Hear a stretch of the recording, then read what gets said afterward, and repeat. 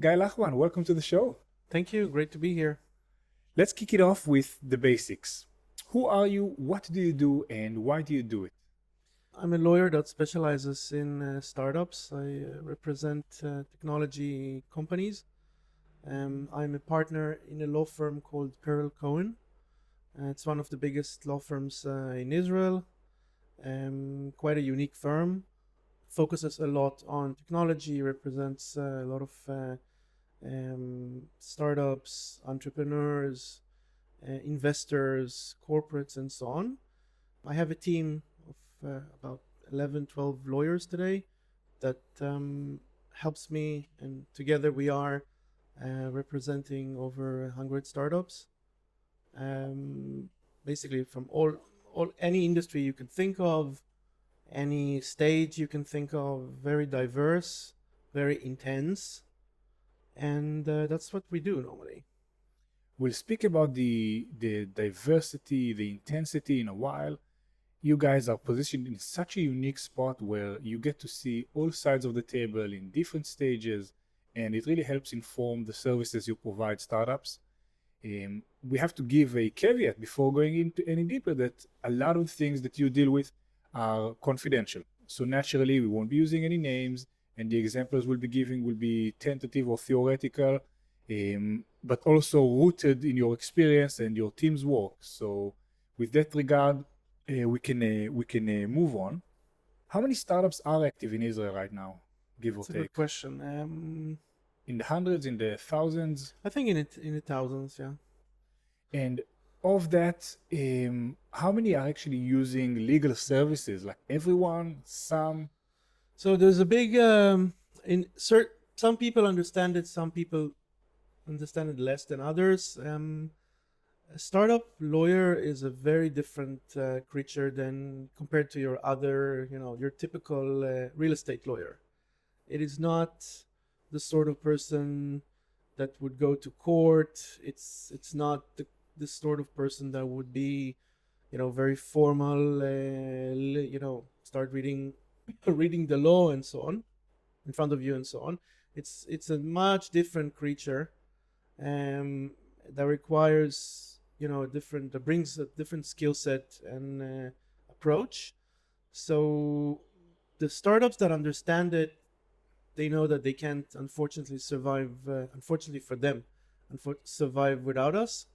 Others think that they can continue to a certain while on their own, and then they come to us, and we have a lot of work to fix. A lot of things to do. But I think the majority of the startups that have, a solid product, starting to raise money, starting to interact with the outside world, have a lawyer already. Would it be fair to say that there's a stigma around lawyers that people intentionally avoid or postpone getting in touch with a lawyer until they absolutely have to? Yes, but I think this is less relates to my field, because I believe that people see us at the earliest possible stage, and so they're not they just started their adventure, and they understand that we are there to assist them, and they understand that they can't do certain things without legal support. So I very seldom feel that people are cautious and so on. And if I feel that the client in front of me is nervous because of me, it means that I'm doing something wrong. That's not the approach I'm trying to the relationship I'm trying to create with my clients. It's the way you're describing it reminds me some of the stigma or pattern you sometimes see with HR teams. If HR is speaking to me at work, I must have done something wrong. So if I'm consulting a lawyer, something has must have taken a wrong turn somewhere. And you're saying actually no. We're there to support, to assist, to help them move on to the next stage. It doesn't mean you got a parking ticket and then you go to a telco and to fix it. You go in because you want to build a successful venture, and there are some things you don't know, so you come in and seek advice. Absolutely. I am doing this every day because I am helping people create things. I'm helping people take an idea and really fulfill it and really make something out of it. The last time I wore my lawyer robe was, I think, in 2006, Okay. and that's quite a long while ago.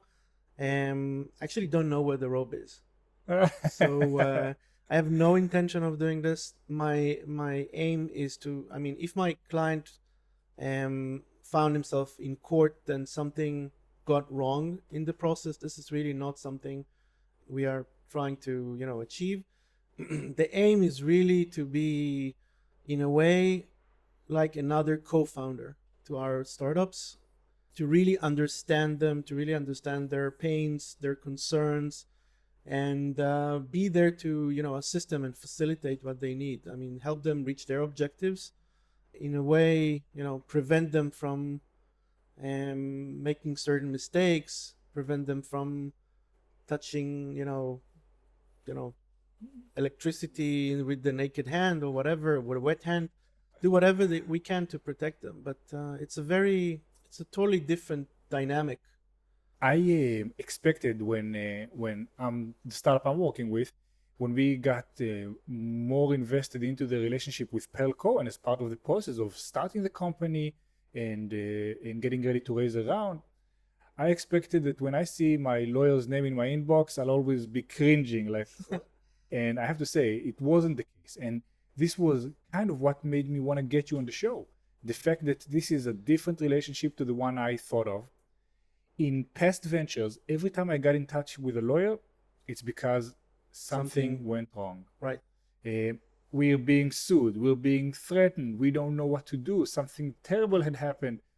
Sometimes it was, yes, it was around due diligence and setting up the paperwork, but more often than not, it's because of a negative situation that started.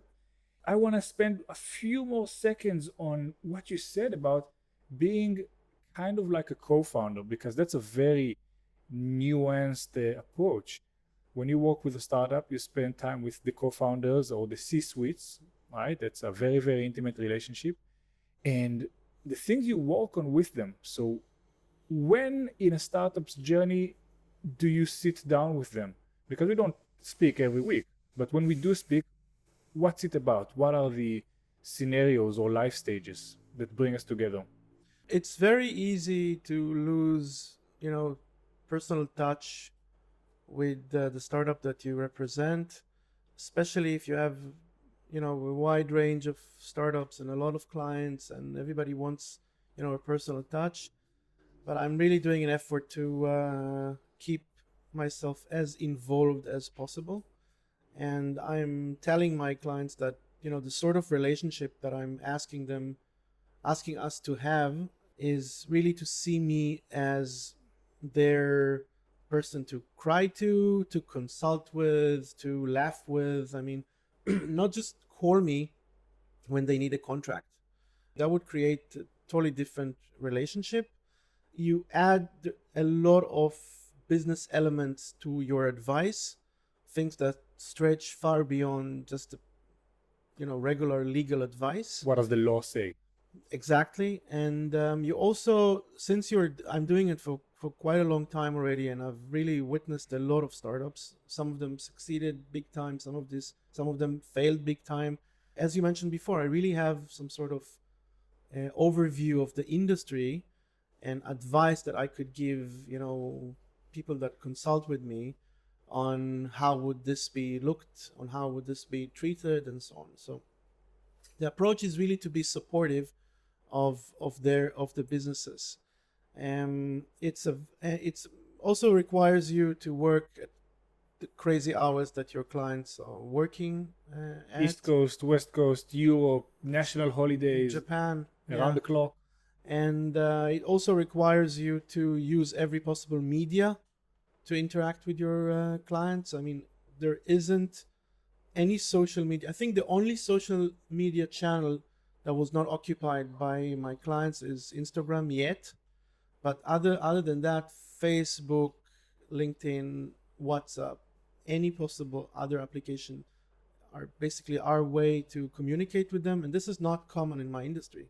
I mean, normally you have a secretary that creates a buffer, but here it's totally open, and I want them to feel that they can really pick up the phone in the middle of the night, and I will be there to assist them. It is very unique, and I have to say, I did not expect my relationship with you guys to be this way. Like the availability, we spoke because we were only starting to get ready for a potential round 8 9 months before actually going about and starting to raise money. So we're sitting down in a room and you're like helping us simulate what are some of the different scenarios that are available for us. How should we be thinking about some of the options that we have? And what struck me really odd in the most pleasant way is that you didn't try and force a perspective, you didn't try and force an agenda or make us comply with a certain set of behaviors. You helped us think and broaden our perspective instead of narrow it down, which is what was my experience like in previous similar relationships. And then I think that gets us into a very nuanced situation where this is not your business. You are responsible for providing legal services, but it's not your call to make. It's not your company. You'll be there to handle some of the implications, but end of the day, you're giving advice. So how do you manage that situation in which you're very involved and very invested in a company's operation, but still maintain a certain distance to help you give objective advice? So it's a very good point, because it really touches on what is expected from you as a startup lawyer, but also this personal style that you basically decide you're following. So I think I see many of my colleagues who are excellent lawyers, but in a way they take a very paternalistic approach, on the verge of condescending towards their clients. They're doing it because they have a very strong ego, and also they're doing it because they feel that there is in a way a vacuum between them and their client, which has a lot to do with the lack of experience that the client brings, or the maturity of the client, and also the startup itself, which is experimental, is just in the very beginning. So they in a way feel that they need to take their client in the hand with the Handhold them. exactly. And I think that this is, I mean, not the style. Maybe it's good for certain startups. My personal style is different. I assume my clients are grown-ups. I assume, first of all, in most cases, they are much more intelligent than me. They're doing real stuff. They are engineers. They are doctors. They're, you name it. They're people who have a lot of talent and capability. I'm only assisting them. I'm not bossing them around. I'm assuming that they understand what I tell them. They understand the risk. If they decide to, walk into their doctor with a cigarette in their hand, it's their decision. They know the implications. So, bottom line is really depends on your style and your approach to things.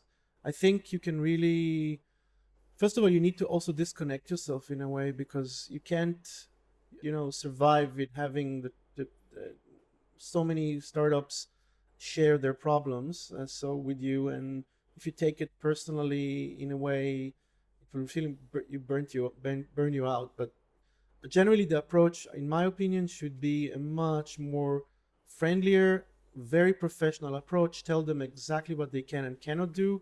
Let them also do their mistakes and accept the fact that not all the clients do what you tell them to do. I was in a call last week with I was actually representing an accelerator, and I was investing in a new startup, and we had a very aggressive call with the lawyer representing the startup, and we tried and analyze why did that happen. And during the call, he said things like, my clients are young and naive. I know what's good for them.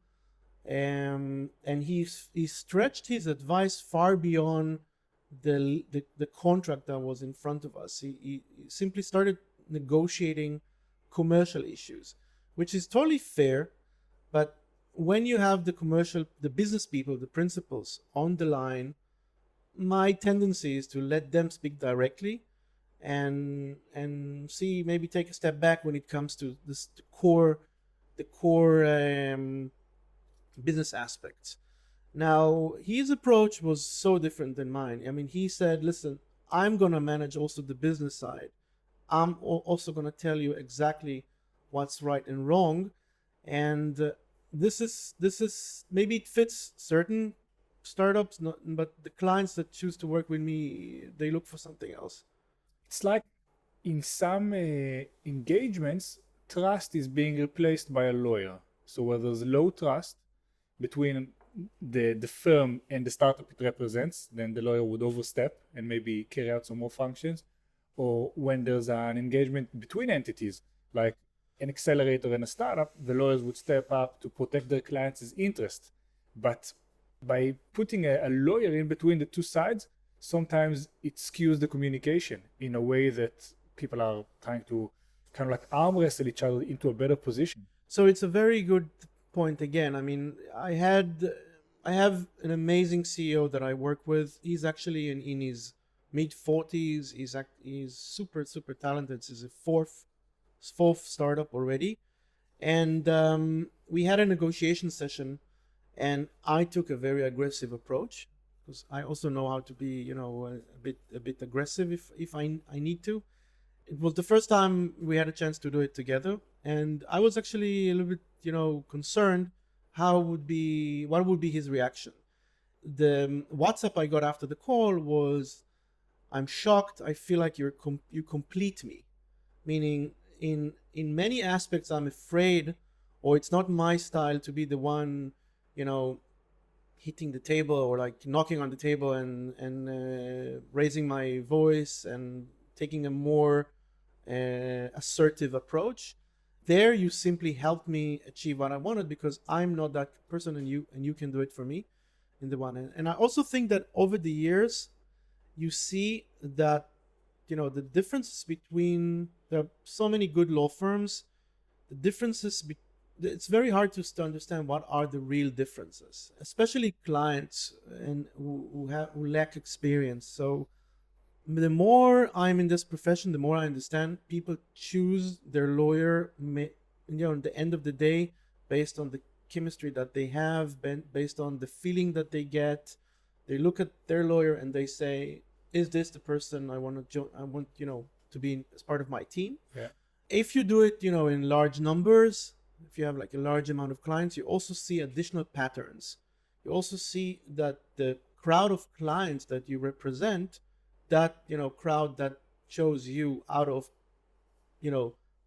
personal reasons, meaning something they couldn't really place their finger on, they just felt better choosing you.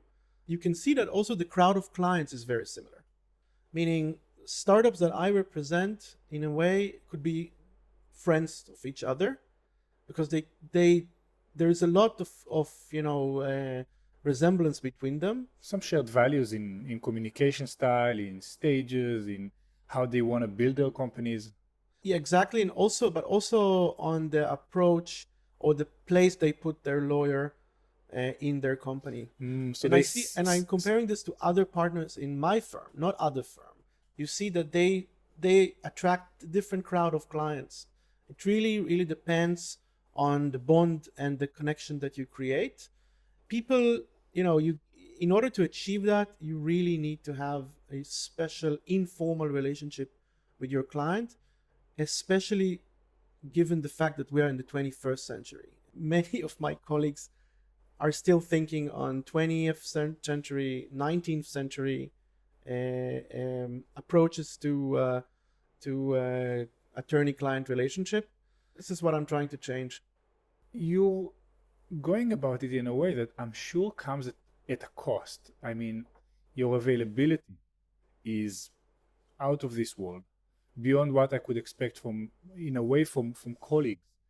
I can't remember that it's been more than, I don't know, 8, 10, 12 hours before you or one of the team had gotten back to me. I can reach out with a legal matter or a business matter in WhatsApp or an email or Slack or hop onto your office, and I'll always feel somewhat welcome as I can be in a lawyer's office. Appreciate it.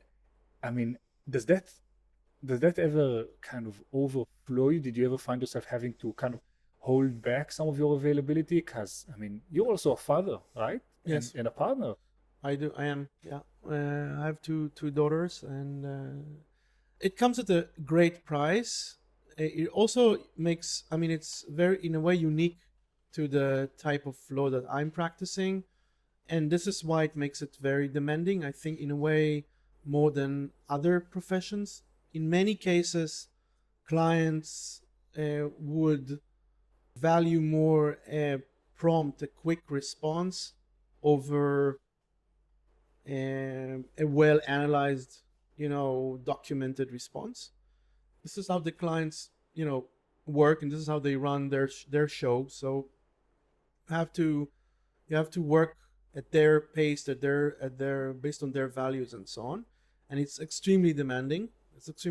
I am really trying to see how I can survive, for the long term. But I'm doing an effort to be 24 hours available. I start my day.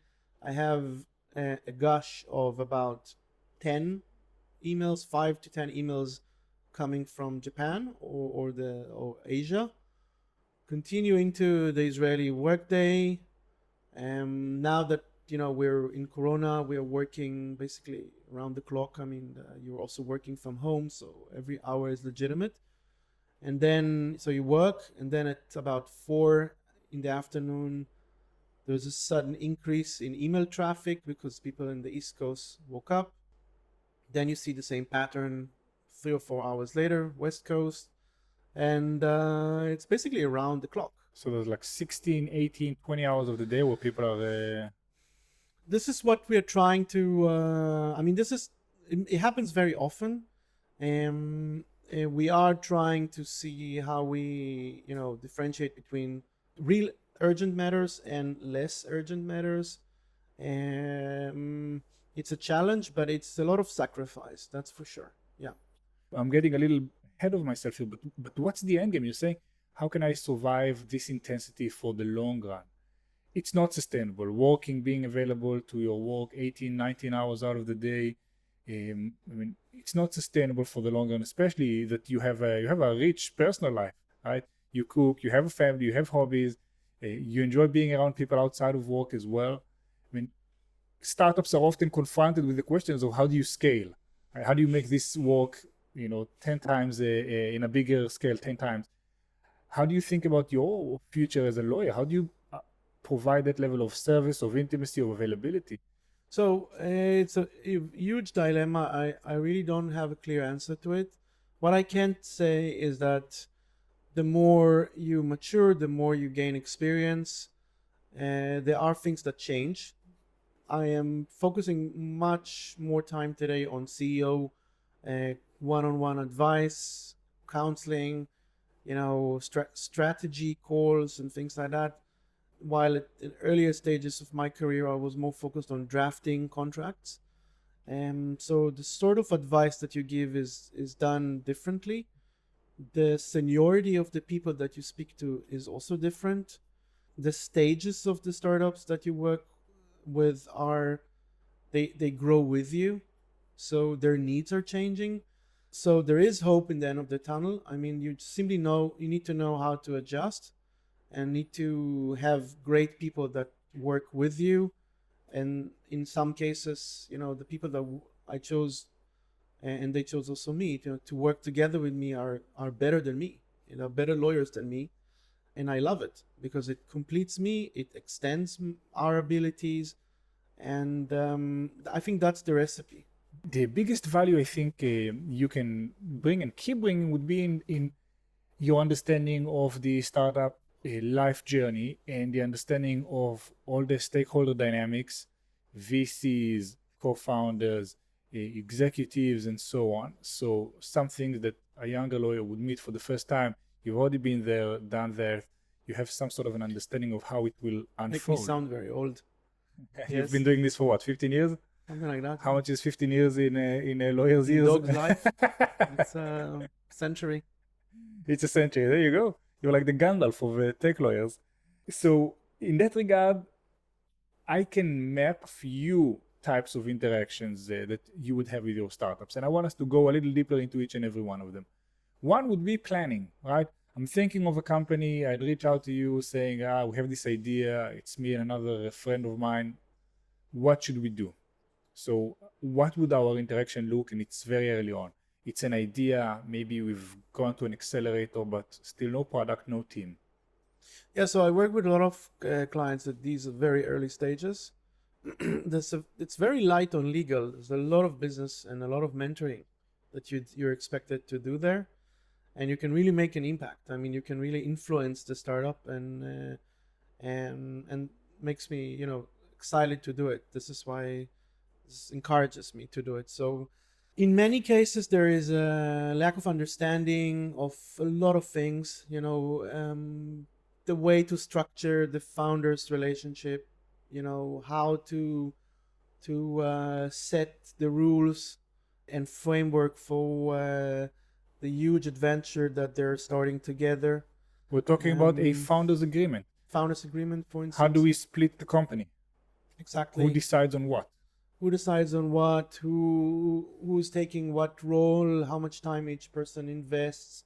Are there any third parties that are somehow involved? University, medical institutions, employers. Isn't it weird that so early on? I mean, it's me and my buddy. We started together, and now we want to go on a venture. It feels almost unnatural to the relationship to bring in a lawyer. I don't think so. It's like saying it's unnatural to take your 2-week-old child to a doctor, or it's unnatural to give him certain. I'm not saying even medicine. Give certain type of food to nourish him. It is very wrong to think that a startup lawyer is there to only help when the shit hits the fan. I mean, that's really a very inaccurate approach and inaccurate understanding of our purpose. We are really there to help you use the bicycles on your own. We are there to ensure that you're doing the right thing and you're aware of things. If you continue the comparison to a newborn, there are so many risks. There are so many things that can go wrong. Requires a lot of experience and, in a way, guidance. So you need to nourish it and you need to assist. I mean, so the sooner they talk to you, the more frequently they speak with you. This is how you help them. So one stage of that initial venture building, founders agreement, making sure that we understand our roles and responsibilities. What are other steps that you help startups with early on in their career, in their stage? So first of all, we need to examine their idea. We need to see if their startup brings about certain legal issues that might create problems down the road. For instance, anything that has to do with privacy issues, things that require certain regulation. These are things that could really influence their business in the future, and we need to, at the very beginning, try and map them and understand where we meet them and how we meet them and how we overcome them. There's a lot of things that have to do with the intellectual property, ensuring we are protecting the idea, trying to write a patent, register a patent as soon as we can. If there is something that you can protect, certain areas, for instance, digital health or health sciences and so on, cannot survive without patents at the very beginning. So you also need to be there to guide your clients to do it. A lot of things that have to do with tax issues, people are never aware of them. The time you open you open your company, the way you structure the relationship with the founders, between the founders, what will happen if somebody leaves, how would that impact tax issues, how do you transfer your technology into the company. There's so many mistakes that people can do, and they're not aware of it. Also, how you speak to others, people around you, people that help you create the logo, your friend that you had beer with at the local bar, and will come 2 years later claiming half the startup and things like that. Things that are risks that are surrounding us, that are around us, and that there are ways that you can really mitigate, you can really combat in advance. We hear the statistics about startup failure. 90 something percent fail. And when we think of the reason startups fail, a lot of times we say, okay, it's the founders, they didn't work hard, they couldn't agree on stuff. The technology wasn't right or wasn't mature, they were unable to raise money. But I mean, the reasons for early startup failure could be so varied, just like you said.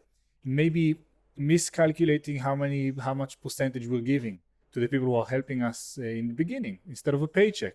Here's take a percent of the company, making the company unappetizing for investors because so much of it has already been given away, or not understanding that we're operating in unregulated territory, which means some sort of law could come in and just blow us out of the water. For example, could be the food delivery. These are contractors, they don't work for the company, and all of a sudden a lobby that says no, these guys have to work for you, they have to be treated as employees, and the company's business model doesn't survive that transition. They can't really treat everyone as employees. So these types of things you guys help resolve, help try That's and our create job. clarity very early on. Fascinating, so important. So I would say maybe an hour or 2 hours with a lawyer, a tech lawyer, early in the journey would probably pay dividends later on. Yeah, again, but I don't want this to come out very arrogant. I am not, as you mentioned before, I am not the entrepreneur, and I am, in the end of the day, a service provider, and I am there to help, and I'm there to do whatever I can for them to succeed. But it's their baby. It's their baby. It's their life. It's their risk in a way, and I cannot, regard this as my own. And also, I need to put my place in, proper perspective. As I mentioned before, they are far more talented than me. They are also risk takers and so on. I am their lawyer. I'm there to assist them, but I'm not the startup. I am not the center of attention. And unfortunately, that's not the approach many, colleagues take. We are there really, to support. So, yeah, I mean, I also have my own personal graveyard of startups. I have startups that started with me and only on their third attempt managed to hit the jackpot, or do a home run. But we failed together in a way. Really depends on the type of the entrepreneur. Some of them I can really see that failure, or the first failure, the second failure, really made them much better than they were before. But I also take the risk that my startups would be part of the statistics of failure. That's part of the game. That's interesting because it takes us into the business model that you guys operate in. If you're working in a startup that hasn't raised a substantial amount of money or that is not generating revenue, your ability to collect money, to charge for your services is also limited. Yes. So by participating, you put yourself under tremendous risk. Yes. How much in percentages Tell would me you about say, it. if you have to put a percentage next to it, how much of your time is spent with startups that are still very, very high risk? So we can talk about this for hours. I mean, first of all, you do adapt your fee structure to the abilities and needs of your startups. In many cases, you are taking the risk, meaning you're not getting paid. You are working around the clock, but you're not getting paid only until the time they raise money. But for this to succeed, you really need to carefully pick your clients. You really need to make sure You're taking them, the right founders. You have the right diversity in your portfolio, and there are certain you are constantly monitoring what the VCs are doing around the world, not just here. What are the trends? What are and the industries that would be more appealing, more fundable, if you may? Yeah. And there are certain areas that you are not touching anymore. So you really need to know how to take the risk. You are acting in a way like a venture capital fund, in the sense that it's part of your model to have certain startups in your portfolio that will fail, but you do need to have a few gems that would help you overcome the basically the loss of funds, loss of your work time. I'm so tempted to go into that because, but we haven't finished talking about the life stages. So, just maybe one side note here would be that Pelco and you do a lot of work in order to support the ecosystem. You guys, for the size of the firm that you guys are and the prestige, if you will, you are so much more available than people would expect. Thank you. You have your clinic. You are frequent guests in all sorts of ventures. You judge in startup competitions. Tell us a little bit about that aspect of the work, and also where is it coming from? Is it ideology? Is it a necessity? Is it a passion? So I want to see myself in the places where innovation starts, where entrepreneurs meet, and the places where startups are formed. And this requires you to go to the very, very beginning, where everything starts. And it's not an easy task, because most of the time you have nothing that is legal there. It's a lot to do with mentoring and which using your experience and sharing that. But I'm not afraid of it. I'm actually enjoying it. And you see the spark in the eye, and you see how ideas are formed. I am trying to be as much as I can, in accelerators, in incubators, in university academic programs. I am teaching a course next semester in a university on startups law, and I'm helping a clinic. What's the clinic? Clinic is something is very special. It's part of one of Israel's top academic institutions, and IDC Herzliya, and it's a clinic to support early stage startups. Basically, people from certain backgrounds, not the average background, the, one would say deprived populations, or people that are promoting certain causes.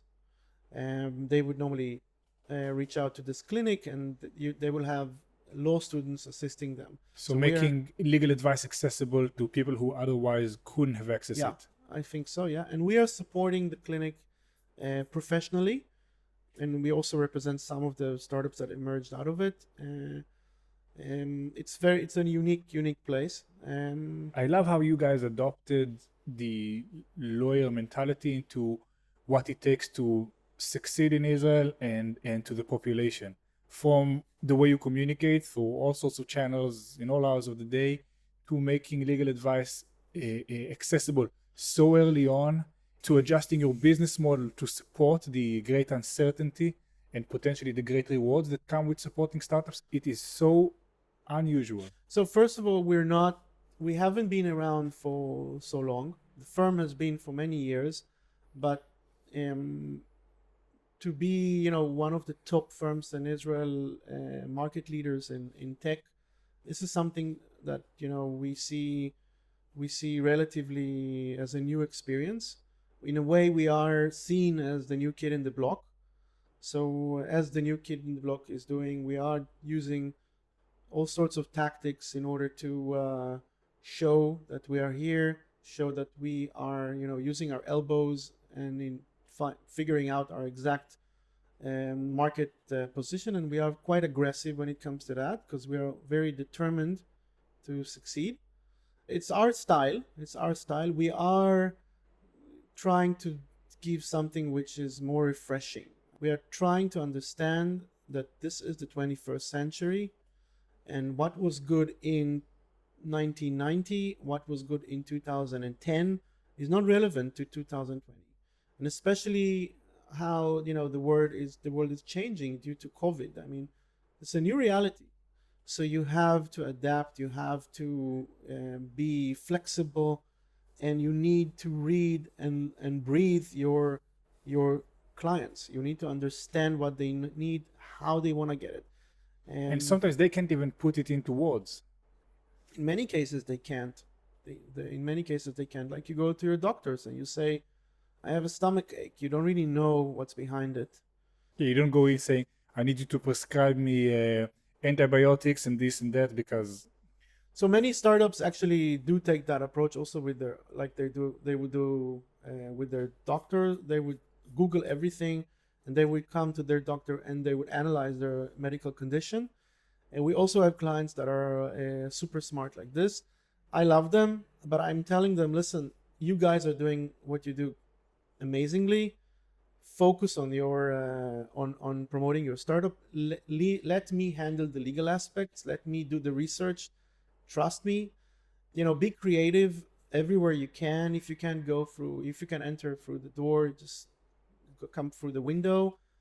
Be innovative. Invent yourself every day, but stop when it comes to your legal aspect. I mean, that's not the place. You need to show your creativity, so to speak. It sounds very conservative and boring, but brings about a lot of experience. So it makes sense, because if you Google symptoms for a disease, because then obviously you're going to come up with something very, very dark. It's cancer and you're dying. And also, if you yeah, there are also other things that really influence that. I mean, investors see a lot of startups. They see so many great teams. The minute there is the slightest shadow of any legal issue, investors will simply run away, and it makes perfectly sense. They cannot be in a legal risk. The minute there is any possible problem that has to do with legal, then it's not worth it for them. So what I'm saying is that you really need to make sure your legal aspects are well in order, and do not try and invent the wheel there. if you want to make shortcuts, do them elsewhere. One thing is avoid shortcuts. Second thing is, if there is something that might become a problem, it will surely become a problem. And the third thing would be, Can you give an example as to some of the common mistakes that startups do when it comes to their legal affairs? yeah, many people talk to everyone. They start they start with certain amount of founders. For various reasons, one of the founders left, and they don't really take care of that. They just say it's going to be okay. Sometimes they conceive the idea together with somebody else. Sometimes they are developing something as part of a forum, either a university or academia, or part of an employer, and they don't understand that they are effectively not the owners of their own startup. So that's one mistake. An example would be if I use my company laptop to work outside of working hours on something, the company may have a claim to the thing I've created. Absolutely. Yeah, absolutely. But what do you mean? I've done it. It was on my own personal time, at home. It has absolutely nothing to do with the company's core business, Right. and yet. So you need to prove it. I mean, the burden of proof is on you. So, and you need to. And yesterday I had this exact discussion with a great team, and they told us, listen, it's all kosher. We're doing it at home. We're doing it on weekends, and so on. But I told them, listen, you need to. There's the likelihood of your employer saying anything is very low, but this is not the approach. You have a very big elephant in your room, who is actually your future investor, And your investor will ask those questions, even if there is no chance that your employer would ask them. So you need to come ready. You need to be prepared to have answers to everything in advance, and you have to adapt the narrative of your story accordingly. So we see many mistakes. We see people postponing the time they open a company because they heard advice that only when they have secured an investment, that's the right time to form a company. It's absolute huge mistake in my opinion. And so it creates tax issues, it creates IP issues. It's It stalls the deal because if I need to have some place to put the investment in and I don't have a company set up, now I'm in a race against time and the deal is getting cold. that could be one of the things that would happen, the bad things. But there are more complicated things like creating a company when there is value already before the incorporation. This would mean you have a tax liability. These are things that you can prevent if you have a responsible adult in your company that advises you, and if your sensors are aware or alert enough to spot the issues. So that's one thing. The lack of founders agreement or a founders agreement that was not properly drafted is could end up in a catastrophe. Disregarding your intellectual property, treating it uh, as if you own it always automatically, it's also a bad assumption. What about the hiring mistakes? I mean, some companies would just download the template, they would read it, they would say like, okay, seems reasonable, let's just edit the name, ID number and salary and send it on. Does that open you up for all sorts of problems? So this is a question that somebody asked me at least twice a week, especially in the accelerators that I work with. You can really get amazing templates today online, really very good contracts. And it's very tempting. And it's also, normally most of the law firms that offer them, it's a honey trap marketing technique, which is very clear. I don't know how people don't see it. So yes, you have the chance of being able to download a founders agreement template or an employment agreement template from websites of great law firms, and you have high chance that this would work. But it's the same like you have, online, you can find instructions to do an open heart surgery at home. There is a certain chance that the operation will succeed. Yeah, kind of like a recipe. And it's a recipe. You can pull out a tooth also at home. You can download instructions on how to do it. But I'm thinking to myself also, if we have very cooperative and easy and welcoming fee arrangements.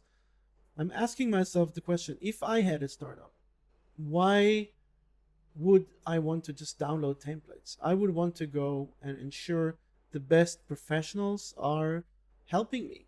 I have the best team on all aspects. I have the best accountant in town.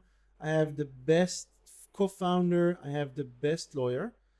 I would not want this to be based on accidental templates that I download. Unfortunately, people don't speak about it enough, but we see many startups that download templates and they come to us later with when there's this horror happening, when they see things they didn't think of, aspects they didn't take into consideration because the templates are limited. It doesn't mean that lawyers should not adapt to the 21st century and work online and work efficiently. It has nothing to do with it. These are two different things in my opinion. And there are so many ways for us to improve our service and make it more accessible, to 25-year-olds that are launching a startup, not necessarily via templates. I mean, it's nice, but I wouldn't base my success on it. If you're building for the long run, then there are so many things you don't even know you don't know. and I think that's the biggest part of where so much of the risk is being carried. The fact that so many things can change, and the law between different countries, and the demands that are, for example, if you're starting to raise money for your startup, what would a due diligence process look like? It's not the presentation that got you the deal. It's something completely different. The presentation is an idea, is a feasibility test, fair enough. But then someone is lifting up the hood and looks inside of the company. Exactly. Are you protected legally? Where is your IP lying? Has there ever been a dispute with this or that? What are the financials like? Especially in this day and age, I mean, we are experiencing a change that has to do with COVID, with Corona. Things are changing. What do you mean? And I think that it's too early to say. There are deals, there are things going on. I hope that, in a year from now, what I'm saying here would not look, funny. But I think the dynamic is changing. Today, you really need to have a much higher level of professionalism and be able to adapt your idea to the new reality than you had before. I mean, and this also shows you how critical it is to avoid making mistakes. And if there are people that you could consult with that would increase the likelihood of your success, you have to consult with them. So things are changing, and we see it more and more. So let's put it a few examples around it. Startups have always been known to use a lot of jargon and inflate ideas, and so, which is fine, stretching the imagination and setting a vision. That's fair enough. But then you see stories like the WeWork story, where a company whose overinflated valuation collapsed, and now everyone are more careful around their investments. They won't be satisfied with an idea or presentation or growth. They'd want to see that this thing is backed, that it's properly managed, reported, handled. So those things go back and they backfire on the entire ecosystem. So one startup's colossal fuck up would mean another layer of scrutiny for everyone else operating in the ecosystem. Is this what you mean? That's very true, because investors are very cautious, and we represent many of them, and we understand how they think. And people are, money is becoming it's always been a very cherished and commodity, but people are much more formal today, much more cautious when it comes to spending that investment money. There's a lot of uncertainty going on. At times, it feels like there is so much money lying around for startups that you can raise a certain amount of money almost with anything. And then on the other hand, you see that even though there are a lot of opportunities, in order to capitalize on them, to actually be able to fund your own startup, you'd need to meet a very, very high bar. And that creates an illusion. Everyone is raising money, accelerators everywhere, thousands of startups operating. Almost everyone we know was a co-founder or will be a co-founder at some point in their career.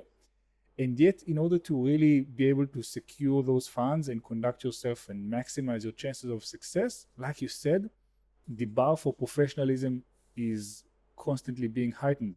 Yes. Does that reflect a change in the local ecosystem and in its maturity? It's a good point. I mean, it's a fair point. I think that there are many things that are going on simultaneously. First of all, ideas are changing. Startups need to compete with other startups around the world. Startups need to compete and try to attract, money from all over the world. Basically, it's not just what's available in Israel. So there is process of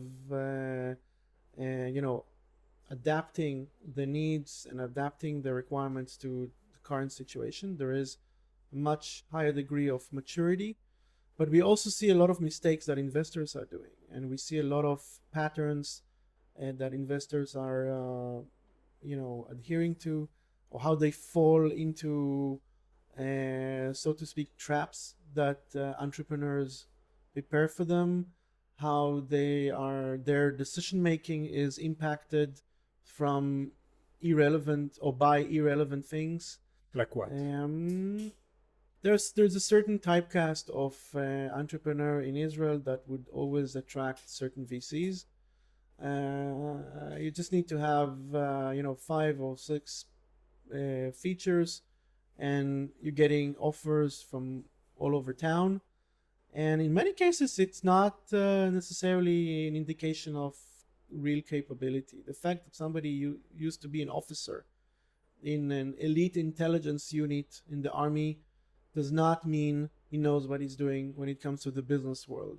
The fact that you have a founder that failed twice, burned millions of dollars to investor, does not always mean the third attempt would be a huge success.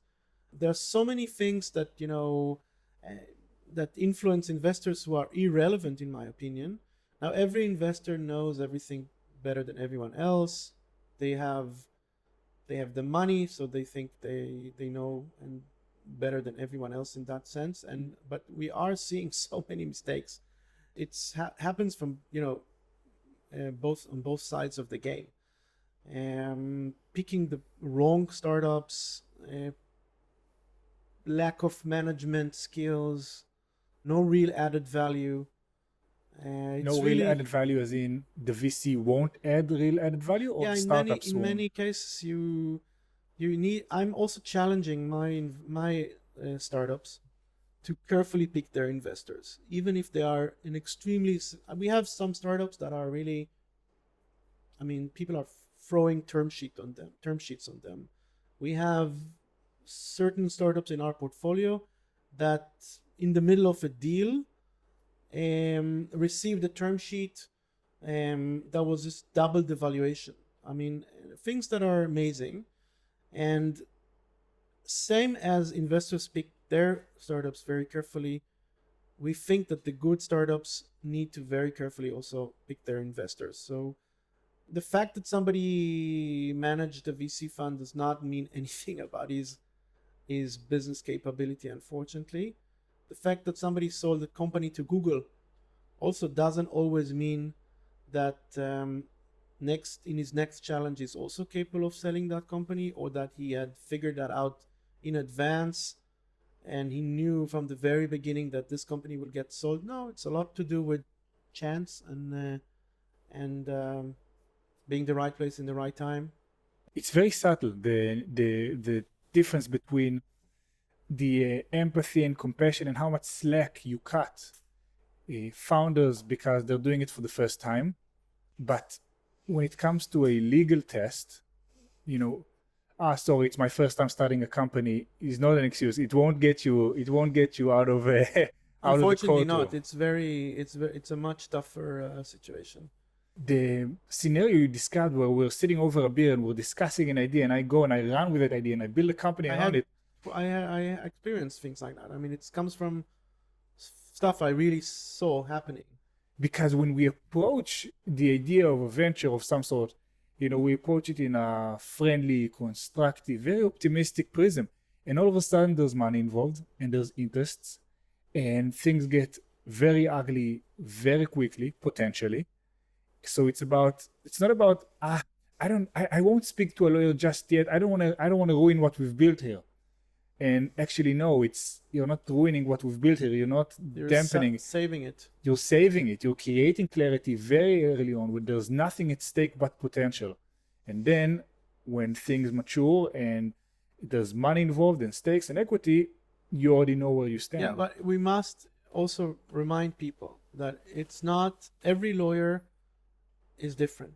There are lawyers who are focusing on high tech, and there are lawyers that are focusing on other areas. Same as you go to your doctor, you go to the relevant department in the hospital. Not every doctor knows how to treat a particular patient. How many emails a day you get? Can you cancel my parking ticket? Like, No, but I see a lot of, people that, I mean, I'm not a real estate lawyer. I am not a litigator. Somebody that would ask me to litigate something in court is doing personally to litigate. It's like it's a suicide mission for me. Why should I do it? And the same thing, you see people that are picking lawyers who are great lawyers but are not relevant to startup world. Also, not every high tech lawyer is a startup lawyer. It's also very different. The sort of advice you give Cisco or you give Facebook is not the sort of advice you give to people startup. You require you need to have a different skill set also on in the way you deal with those clients. So you need to really carefully pick your advisors. Another very well-known phenomenon that we see is that, it's, as you mentioned before, it's if there is an ability to, get advice, just get as much as you can. What we also see a lot of CEOs that are over consulting. He or she speaks with everyone, and very soon, very quickly, they're incapable of making a decision, and then they make the most irrational decision normally. And so you also need to be aware that over consulting is a big mistake, and you also need to very carefully pick the ones you speak with. I think in that point, it's super critical to map out the different milestones that you go from an idea to a company to raising money to scaling. And sometimes when you don't have those milestones, you can get into the trap of over analyzing and over consulting. So a few minutes ago, we discussed the initial stage. I approach you with an idea. You help me frame it. You help me make sure that I understand the legal implications on it, the feasibility of it. And then fair enough, I decided to go ahead. Then comes the dull, ongoing, repetitive, bureaucratical aspect of setting a company, opening a bank account, making sure that I have contracts available. Um, why is a lawyer involvement in the ongoing day-to-day important? So first of all, I free up time for my founders. They're supposed to focus on what they do best, which is marketing, development, research, conquer the world, and they should delegate all the legal headache to me. That's what we do. And the ongoing, dull periods, boring periods are in a way misleading, because this, in many cases, this is where you do a lot of mistakes, because you think now there's a certain pattern and so on, but no, you also need to continue monitoring everything you do, every contract that you sign. Prepare yourself for investment. You really think 5 steps ahead. I would treat every phase as critical or with having potential of a catastrophe. Yeah. In a startup, sometimes, these are super smart, ambitious, driven people. They know they're going to have to deal with things they don't really like dealing with. So it kind of gives you an excuse to go and do it on your own. Set up a bank account, get all the documents in order, make sure you do this and that.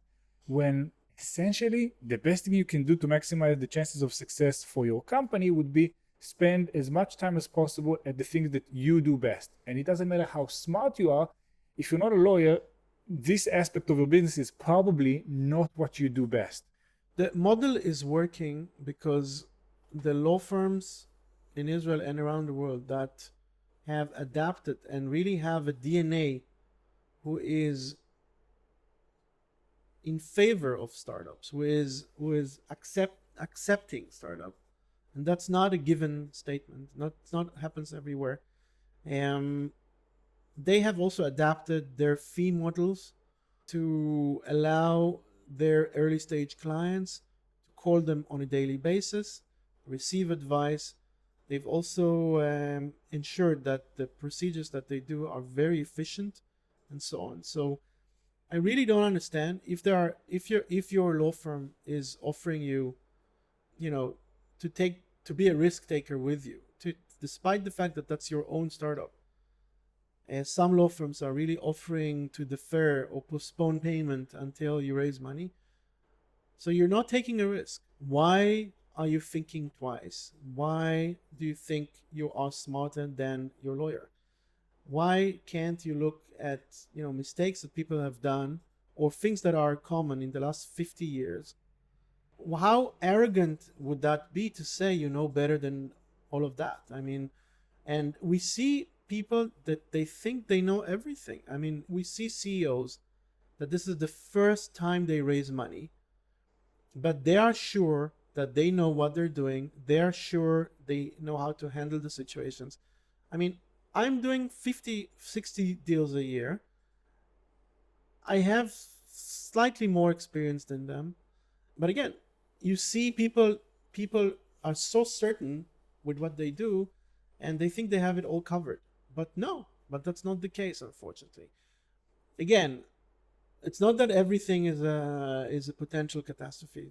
You can really succeed in many situations, but the role that I am required to perform as your attorney is, in my view, is far more intimate and far more day to day and daily than others around you. So I think that's the DNA. In a startup, you are more often than not strapped in terms of resources. You don't have enough of what you need. And part of a startup's kind of greatness would be knowing where to get resources from. And this could be legal advice at better terms, deferred payments, postponed payments. Like, why learn that when you can have someone do that for you? Use the help of an accounting firm that has a similar model. Use your VC to introduce you to connections, to give you education, to help you with recruiting. There are so many ways to be resourceful and leverage your partners. And you're saying a startup attorney, startup lawyer, that's a strategic relationship that if you leverage the right way, you don't only prepare yourself for later rounds, you also save yourself a lot of money Yes. on a daily basis. You're also encouraged to do a lot of extra and added services to added value, or services that would create an added value to your clients that are not necessarily just legal advice. I would always connect them with a bank branch manager. I would always connect them with an accountant, with a bookkeeper. I'm doing everything I can also to connect them with investors, and as much as I can. I'm not an investment banker. I have connections, and I'm trying to assist them with that aspect as well. It's everything that you need, which to nourish the client. So I'll tell you what I'm taking from this conversation so far. Lawyers or firms have had to adapt their business models to support innovation. It means taking on a lot of the risks themselves, giving their time for free, quote unquote. That means that you would want to reduce the risk so you would get more things into a process. You'd give more advice, you'd give business advice, you'd connect them to the right people, try and save time and money where you can in order to maximize your own chances of succeeding. Is that an accurate? That's absolutely true. We need to, I don't want this to be, give the impression that every client is not paying us.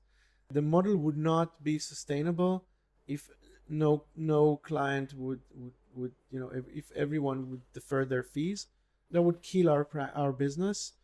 And it boils down to really carefully picking your client and choosing the companies that have the higher likelihood of success. It's worth taking the risk, and also being able to lose clients, to have clients die on you, and not to be paid, even though you were working around the clock, in weekends, in holidays, and so on.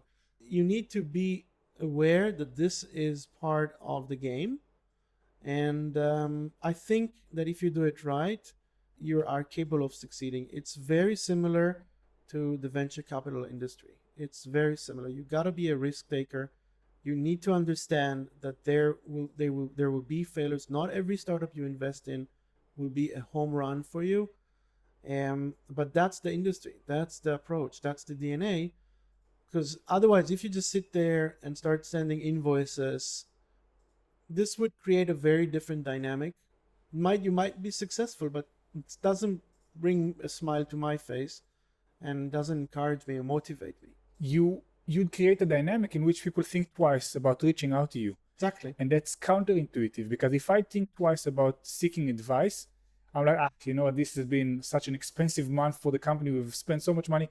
I'll forget. I won't call up Guy with an advice. Fast forward 3 months later on, and you're like, what did this contract come about? And I'm like, yeah, it was in July. We couldn't speak. This is why this is so critical. Like I mentioned before, that people choose their lawyers based on the people they feel comfortable reaching out to. In some aspects, I have this bond with my clients that they don't need to explain too much to me. I already understand what they mean and how they think. I anticipate what they're gonna say, and they anticipate what I'm gonna say in certain cases. And it really, really shows you how intimate and how critical the role of your startup lawyer is. If you have a situation where you only reach out when in need, or when you think you're in need, which means at least 50% of the other cases you didn't even identify as a need, then it might be successful. It might be a huge exit. But there are a lot of failures. So if you are capable of narrowing down and making also this experience as a fun experience, enjoying what you're doing, feeling very comfortable with the people that support you, I think that's the recipe. You said the word fun, and it's not a word that usually comes to mind when you're thinking about handling legal affairs. I think that it could be a good way to gauge the relationship that you have with the people you work with. Even a conversation with your bookkeeper or accountant could be fun if you're going about it the right way, thinking ahead, simulating, creating a sense of progress, of problem solving. And I think that's something you guys do very, very well. Thank So you. you're welcome. Well earned. And I wanna take us towards one of the last parts of our conversation would be the engagements you would have with a startup before raising a round. We hear, when you read the article in Wired or in one of the tech magazines, you don't hear about the backstage of raising money. You don't hear about the ugly, boring, mundane sides of it. So when can a startup start seeking investment? What does that mean for them? Like, what do they have to have prepared beforehand in order to qualify for an investment? So I think CEOs, many CEOs cry to me and complain that they just raised money and now they can have their peace and quiet for a while. But that's not the case. I think in this day and age, CEOs should always be on looking for investment mode. They can't afford shutting down or switching off that mode. So that's one thing. Secondly, because you must be super cautious, and you never know. If you have an opportunity now, you never know what's going to happen with the world. And things are very changing every day. So that's one thing. Secondly, you have to prepare well in advance to your investor. Again, if your standards are raising $100,000 from your aunt or grandma or from your friend, that's a different bar. That's different, Professional standards. Professional standard also requirement. But if your standards is Palo Alto, and what's considered the highest bar in Tokyo or in Berlin, then you need to adapt and you need to think the way they think, and you need to have your company look like the sort of creature that they expect to see and their lawyers expect to see. The aim is to create, a pharmacy effect in your startup, meaning everything would be as organized as you would expect in a pharmacy. Everything would be in the right order, in the right amount. Every agreement is duly drafted, duly signed, duly recorded. There aren't any, and there won't be any stones that you didn't, lift, and you are preparing yourself so that you will be questioned and thoroughly scrutinized by the VC, but not on your legal aspects. My responsibility is for that not to be the topic of discussion when you interact with that San Francisco Venture Capital Fund. Focus that discussion on your business, focus on discussion on the success and your ability to scale and your innovation and everything. Avoid the friction when it comes to the legal aspect.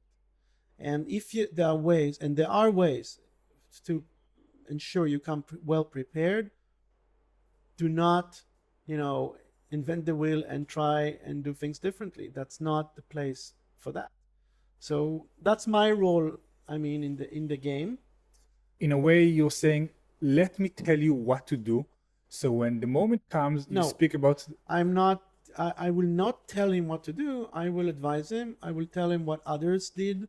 I will tell them how things would look if I was to represent the investor. I would give him, the 360-degree picture angle. He will make the decision.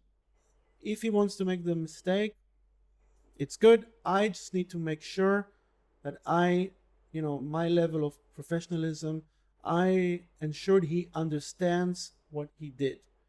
And in many cases, I am also wrong. In many cases, I'm being paid to take a very cautious approach. I am always there to look at the negative side of what bad thing could come out of this. Try and minimize risk, minimize exposure. But I am not the CEO. So there's two parts of it. There's the part of informing decision-making processes by simulating, by understanding the implications. Fine, discussed, covered. And the other part is, let's call it hygiene. It's a good word. Making sure that everything is filed correctly, that everything is where it should be, that we are covered, that it's the risk minimizing aspect of the bureaucratical paperwork side that makes the company investment worthy. Exactly, and people should not disregard these kind of things. These are things that kill investments, that kill startups. Like what? Like not having a signature in a document? Having, playing around with your cap table, not properly reflecting your equity. This is a bomb. This will explode. So, for example, I gave someone a percent in the company for helping me do the design 2.5 years ago, and all of a sudden we're discussing with investors, and the company is smaller than what they thought, or there's less equity to give away. That's one example. That's basically the effect of dilution and miscalculation of improperly giving away equity without thinking it long term. But there are many other mistakes. People give promises to people give like verbal contracts, sometimes also in writing. People do terrible mistakes. Like an email would be considered a contract in some scenarios. Your cap table is the only holier document before your cap table is the Bible. It's the Magna Carta. You cannot risk any mistakes when it comes to your share capital. You cannot be question mark above your head when it comes to that. That's a classic mistake. There are many other mistakes. I forgot the original question. So we divided the type of advice you can get from your lawyer to the day-to-day hygiene aspects, and then informing decision-making processes. Now we are at the last stage of a company. Like the biggest financial event before an IPO or an exit is raising money. We've discussed how we should go about that and making sure that everything is in its right place, makes the company investment worthy in terms of you don't mess around with your cap table, meaning if you've given up equity, it's well recorded, well documented, no surprises there. Everything is documented, everything is well recorded. You have a data room ready that can be shared with an investor. A data room, what does that mean? Within an hour. It's basically a cloud space that organizes, that includes all your contracts, everything that you ever signed, your company documents, your founder document, and so on. And it's part of the legal due diligence. We see people that are postponing all of this, and then they manage to get the most amazing term sheet. They get the best investor in the world, and only then they start with the legal preparations. And then this looks terrible. I mean, investor would simply walk away. It doesn't make sense that he will have to wait for 3 weeks until they open a data room. So be prepared as much as you can. Think 5 steps ahead. Also think how to construct your investment. What type of investment is relevant for you? Do you need that big 3 million investment right now, or 10 million investment right now? Or maybe it's better for you to take a half a million now and go back to the market in half a year's time in a much stronger offering. I mean, there are many things. Not every, people sometimes lose their objectives. So there's a few things here. One is, just as you would work tirelessly to get the product ready in time, you'd want to make sure that you have your financials in orders, because when the time is right, soon after they buy into your product, they'd want to see what's going on behind the scenes. And if that's not ready, the product won't mean anything. In the end of the day, people get investment, people succeed because of what they do, because of their technology, not because of their lawyers. But if there is a way to help to ensure you are taking the safest route, you are avoiding the mistakes, you are consulting with somebody that has the experience, then do it. I mean, do not think twice. My startups raise millions of dollars because of their talent, not because of my talent. And my capabilities have nothing to do with it. I was just there as, in a way, the gray hair or gray beard, in my case, person that is there to ensure or to help them or to give them that little push. But it's all to do with their talent. Okay, lawyers must not forget this, and many do. I respect that. I appreciate that, and it comes across in the engagements that we've had, that that end of the day, it'll be the startup's decision and the startup's responsibility and the startup's faith. Where would the Israeli innovation system be without international firms that help them scale and grow and do, export at a large scale? So what we see in Tel Aviv is really a world phenomenon, and not just in Tel Aviv, in Israel, of innovation. There's one of the hotspots of startups in the world. Everybody knows this. It's an amazing industry. But this place is, the amount of opportunities we have here is compared to about 3 neighborhoods in Tokyo or a street in New York. I mean, it's not even close to what's going on around the world. Many Israelis think that we are the center of the universe, but that's not true. That's simply not true. People let their ego and arrogance sometimes shadow their understanding of how big the world is. And you see this clearly when you are interacting with international investors or with corporations that are not coming from the usual suspect countries. They're not coming from the UK or the US. They're actually coming from Germany. They're actually coming from Japan, also not China. And these are, these are things that make me very excited, because it's, part of my practice also to work with these companies. You see, the third and the fourth largest economies, and the potential for Israeli technology there is huge. It's gigantic. Sometimes it's much more than you would see in Palo Alto. And there's far less competition. Israel is as appreciated as any other country there. I think that if we are constantly looking at either, we fail and think that the success would come from Israel, or we think the only path is the US, that might work in most cases, but there's an ocean, a gigantic ocean of opportunities that we miss. And I think that I'm really trying to expose some of my clients to the less obvious places. Doing a lot of missionary work, as you know, in these countries. I believe that this could be a very strong alternative to what we have. So just as you help companies minimize their risk and exposure, the other side of it will be opening them up and bringing new perspectives, new ideas, new opportunities. Something I really appreciate. You mentioned missionary, and I want to speak on one last thing that I think is pretty close to your heart, and that's the changes. Baking. Baking, cooking, and privacy. Yeah. So, what do we see in the world of privacy, and how does that? What does that mean for startups today?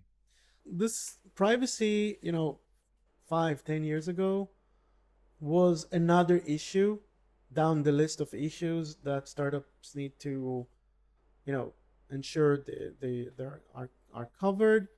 No, I think like 5 or 10 years ago, that was maybe issue number 17 in the long list of things to be, aware of. I think in 2020, it's one of the top 3 issues. I think in this world, you will not be able to succeed if you're not thinking of the enormity of privacy and how it impacts your business well in advance. And we see it because there is ever-changing regulation, things that we could have done before, we cannot do anymore. We see it in the European Union, we see it in the US, we see it in Israel, in other places. And we mean things like how we capture data, how we store data, how we then use, leverage, sell, Exactly. resell data. So many of the services that we use run on data. Absolutely. Our emails, our calendars, our social networks. Half of the things that happen on our phone are leveraging data, and you're saying so many startups that have had data-driven business models now have to think twice about how to use this data because of privacy. But not just them. Also, sometimes you need to worry about privacy issues because your customer is required to adhere to certain standards. Maybe your own startup does not have the interaction with users, or is not the one that needs to do it, but your customer, if it's a business, your end user would expect you to work according to law. In many cases, we see situations, even this week I had this question, no chance any regulator in the EU would ever catch me. But it doesn't work like this, because if you work with every company from the EU, they are on the hook and they are being monitored, and they would expect you, if they let you access their IP, their product, their servers, they would expect you to also adhere to the same standards that they adhere to. So it's relevant to everyone. It's relevant to those that treat that data, but those that don't. It's becoming a very, very heavy burden and expensive burden on startups, which we haven't seen before. Fascinating. So the professional bar is constantly being raised by the market, by mistakes that have happened and were very, very public. And if you are listening to this and you're a founder or an entrepreneur and you want to maximize the chances of success, understand what you're getting yourself into, what would be the cost of participating at that level, and do reach out, speak, and work with your lawyers in order to find a feasible and appropriate solution to what it is that you're going through. Guy, this has been very interesting, very informative. I think we're speaking about startup nightmares, so we have to include the legal perspective in this regard. Where should people go to learn more about you and the work you guys are doing? So you can visit my LinkedIn on our website, and Google me. Maybe I did a lot of, I wrote a lot of, and I was interviewed quite a lot recently, and just ask around town. I would say working with you, it's like working with the mayor. Yeah. But I would say I still that have a lot, to learn and a lot to improve, and I am not taking any, the approach that I know everything, and things are also changing. Things I knew 2 years ago might not be relevant today, and so on. So it's a very dynamic situation. But again, you know, I'm not putting myself in front before the client. I'm there to support him, and I think that's my DNA. I try again. There's still a lot to do, but I'm trying to live and breathe my client in a much different approach than the strict approach. personally, I've been greatly assisted by your Thank expertise you, and your sir. team's expertise. And I think the other service that you guys are providing is changing the face of law practice for startups.